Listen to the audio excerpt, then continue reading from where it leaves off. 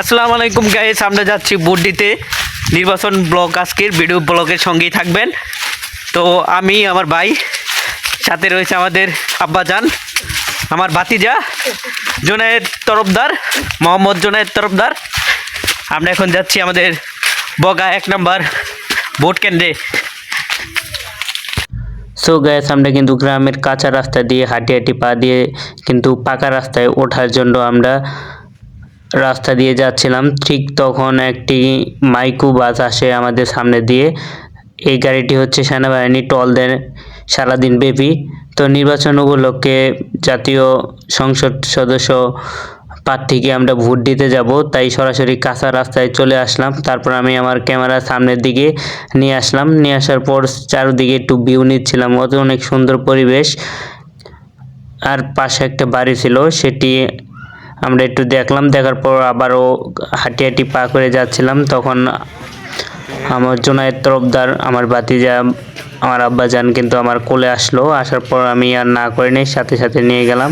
তো রাস্তায় অনেকের সাথে কথাবার্তা হচ্ছিল যে ভোট নাকি গ্যাঞ্জাম হবে নাকি হবে না, এরকম একটা পরিকল্পনা কেমন যেন একটা লেগেছিল, কিন্তু বাট আসলে কিছুই না। তারপর আমরা কিন্তু গেলাম, দেখি যে সুন্দর পরিবেশে আমরা ভোট প্রদান করতে পারছি। সবাই বলে যে ভোটের দিন গ্যাঞ্জাম হয়, অমুক হয় তমক হয়, বাট কিছুই হয় না। আমি কিন্তু অলরেডি আমার বগা 1 নম্বর কেন্দ্রে এসে পড়েছি। তো চারদিকে দেখতেছিলাম যে দোকানপাট নাই, কারণ এবারের সংসদ সদস্য নির্বাচনে কমিশনার অনেক সুন্দর পরিবেশ তৈরি করেছে, কোনো দোকানপাট আশেপাশে রাখতে দেয়নি। এমনকি আমি যখন ক্যামেরা করতেছিলাম সামনে যেয়ে, তখন কিন্তু আমাকে ঠিক ক্যামেরা করতে দেয়নি, কারণ এখানে ক্যামেরা ধরেছিলাম আমাকে ঠিক ধমক দেয়। আপনারা আবার দেখেন, এই জায়গায় আমি ক্যামেরা করতেছিলাম, ঠিক আমাকে ধমক দেয়, যার কারণে আমার আর সম্পূর্ণ ভিডিও করা হয় না। পরে আমি বোর্ড দিয়ে চলে আসলাম। তারপর কলমের কালি হাতে লেগে আছে, যারা বোর্ড দেয় তারাই জানতে পারে যে এই কালিটা কি।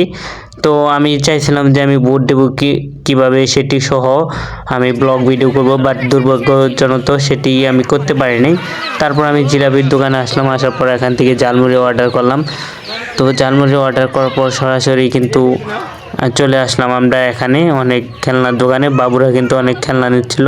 তো জোনায়েদ অনেক পছন্দ করছিল যে খেলনাটি নিবে কিনা নিবে না, তাই সবটি নিতে চায়, যার কারণে আর কি নেওয়া হয় না। তারপরে আমরা আবার চলে যাই হাঁটি হাঁটি পা করে জিলাপির দোকানে। এখানে সুন্দরভাবে কিন্তু জিলাপি বাঁচতেছিল, প্রায় 170 টাকার মতো কেজি, এরকম প্রতি কেজিতে বিক্রি করছে।